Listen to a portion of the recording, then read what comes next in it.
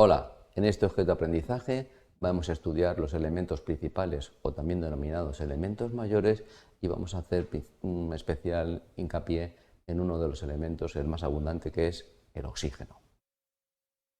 Los objetivos de aprendizaje es que podamos listar cuáles son los elementos mayores que están presentes en los organismos o en los seres vivos y que también descubramos las funciones biológicas del más abundante, que es el oxígeno. Pues bien, los 4 elementos más abundantes en los seres vivos, en los organismos y también, por ejemplo, en los seres humanos serían el oxígeno, el carbono, el hidrógeno y el nitrógeno, por este orden. Sus números atómicos son bajos, el oxígeno tiene un número atómico de 8, sería el más elevado de estos 4, el más bajo sería el hidrógeno, que tiene 1, y pertenecen al grupo la categoría de los no metales dentro de lo que son los elementos. Por consiguiente, son elementos ligeros y son elementos no metálicos. Estos 4 elementos suman un poco más del 96% del peso en masa de todos los organismos vivos. Por lo que corresponde al oxígeno, este tendría un porcentaje de 65%, el carbono un poco más del 18%, el nitrógeno un 9,5% y el nitrógeno, que es el menos abundante de estos elementos principales, sería el 3,2%.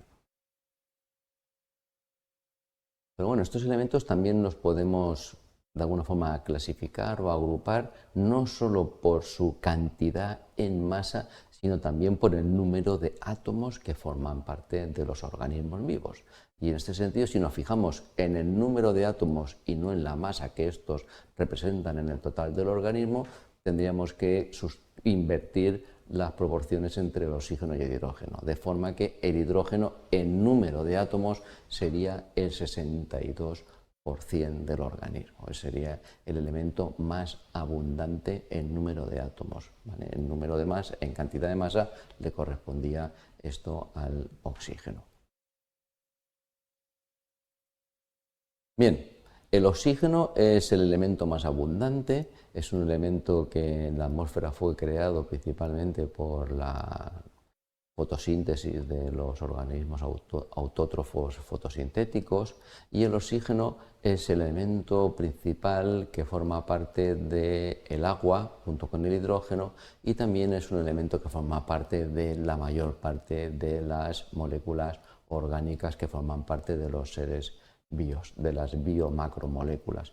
Si nos fijamos, por ejemplo, aquí tendríamos representado una molécula de glucosa y tendríamos un eje de carbonos, y veríamos que tendremos grupos hidroxilos que tienen un oxígeno junto con un hidrógeno, y también tendríamos grupos ácidos en posición 1, por ejemplo, en los cuales también evidentemente hay un oxígeno.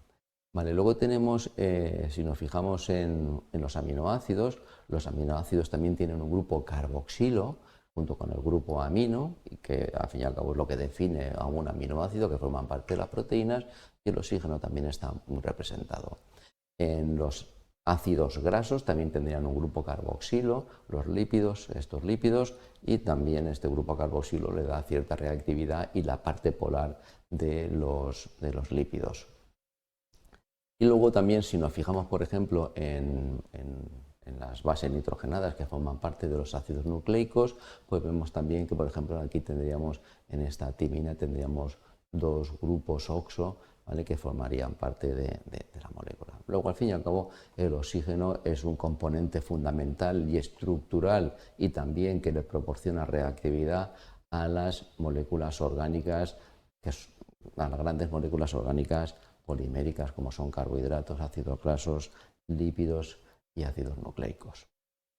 Bien, además de esta función estructural que le proporciona reactividad en estos polianiones que hemos visto, el oxígeno también en los seres vivos aerobios es un elemento fundamental, porque va a ser el captador de electrones que se van a generar, por ejemplo, en la cadena de transporte de electrones. Cuando de alguna forma vamos a crear ese gradiente de protones, vamos a tener un electrón que se va a desplazar Y este electrón que se va a desplazar, por ejemplo, estos protones que se desplazan del N a DH, alguien tiene que captar esos electrones que sobran en la cadena de transporte electrónico y al final ese aceptor es el oxígeno. Gracias a esta cadena de transporte electrónico pues se va a formar el ATP, que al fin y al cabo es la molécula que proporciona energía a las células. Luego además también el oxígeno es tan importante que en el organismo, por ejemplo en los seres vivos pluricelulares, como podrían ser los humanos, pues tenemos proteínas que van a transportar ese oxígeno para distribuirlo por todas las células del organismo y esa proteína sería la hemoglobina.